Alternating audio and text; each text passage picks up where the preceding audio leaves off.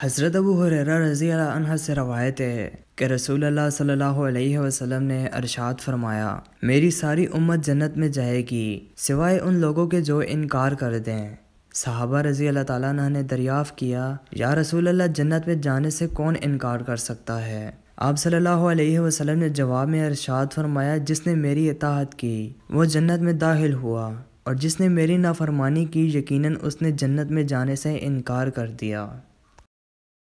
حضرت مالک بن انس رحمۃ اللہ علیہ فرماتے ہیں کہ مجھے یہ روایت پہنچی ہے کہ رسول اللہ صلی اللہ علیہ وسلم نے ارشاد فرمایا، میں نے تمہارے پاس دو چیزیں چھوڑی ہیں، جب تم ان کو مضبوطی سے پکڑے رہو گے ہرگز گمراہ نہیں ہوگے،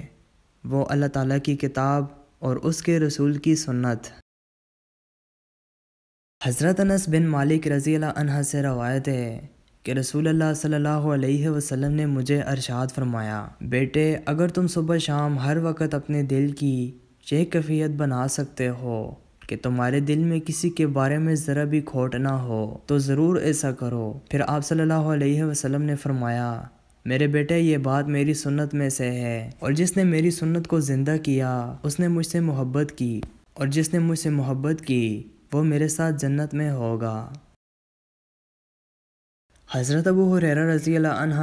رسول اللہ صلی اللہ علیہ وسلم کا ارشاد نقل فرماتے ہیں کہ جس نے میرے طریقے کو میری امت کے بگاڑ کے وقت مضبوطی سے تھامے رکھا اسے شہید کا ثواب ملے گا۔ دوستو اگر آپ ڈیلی حدیث شریف سننا چاہتے ہیں تو ہمارے اس چینل کو ضرور سبسکرائب کریں اور ویڈیو کو لائک کریں۔